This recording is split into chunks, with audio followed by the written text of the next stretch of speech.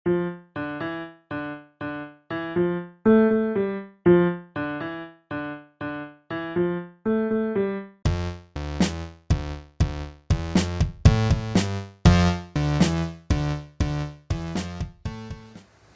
guys, this is John Cannon from Kuhol Motorsport.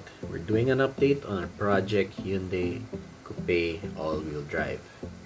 And I'm making this making this video to admit to you guys that I've screwed up. I really screwed up.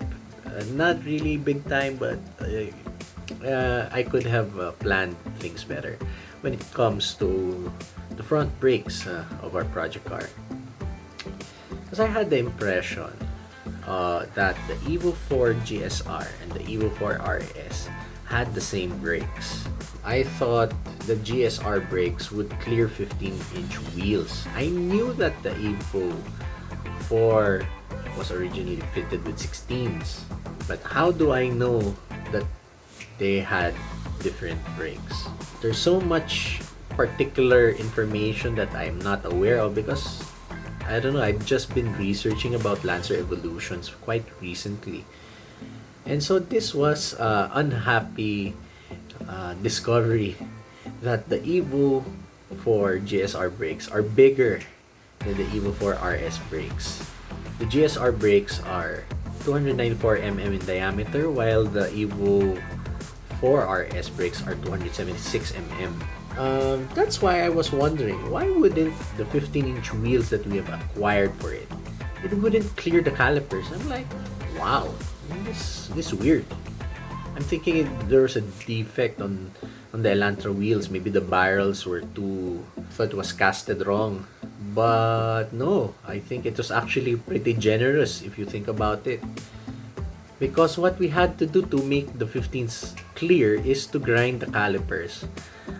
There is some structural ribs on the tops of the calipers and we ground it flat just to clear the barrels, and also a bit on the pins, on the sliding pins part, and the wheels clear, barely clear.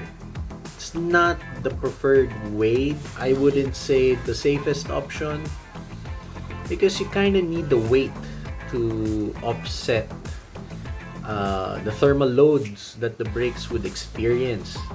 So now we remove some metal. I think the car would be less safe on extreme duty applications like circuit and all that. But I'm sure on street driving it should be fine. The brakes are the calipers look to be pretty beefy enough to survive even without those ribs. But of course, the manufacturer put those ribs for a reason. But for street driving and the occasional gymkhana, autocross, slalom, it shouldn't be a problem.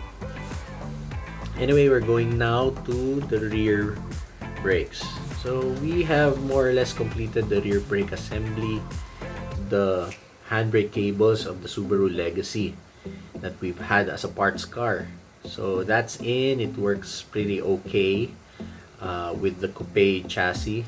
Again, but we have to address the fact that the Subaru brakes are 5x100 while our front brakes are 5x114. So thank God for Kone Sport Performance. I'll put a link to Kone Sport Performance in the description. They have set us up with a custom set of hubcentric spacer adapters. They made it an exact fit for our application, and they were the only ones that was willing to customize us a pair. Usually it's sold in sets of 4, but we only needed a pair. So again, thanks to Kone Sport Performance for the help. So yeah, it's a drum brake. I'm sorry, it's not 4-wheel disc. It's actually a downgrade from the stock setup because the stock Coupe had rear discs. I had 4-wheel disc brakes with ABS. Unfortunately for this project, we have ditched the ABS and we have ditched the rear discs, gone to drums because that's the parts that we have available. But if we decide to put it to 4-wheel disc brakes, I mean we just have to get Subaru brakes. But that's not necessarily needed because they will stop fine, and 80% of the braking force is always gonna be generated by the front. But we butchered the caliper, so I don't know. I don't know how this will go, but anyway, and please pray for us when we get the car running that our brakes don't fail on us. But I think it should be fine. Shouldn't be a problem. Anyway, guys, if that's content that you'd like to continue watching, please don't hesitate to subscribe to our YouTube channel, like us on Facebook. We are Kuhol Garage on Facebook, HL Motorsport on Instagram, and we are Kuhol TV on YouTube. See you guys next time. God bless. Keep safe. Have a nice day.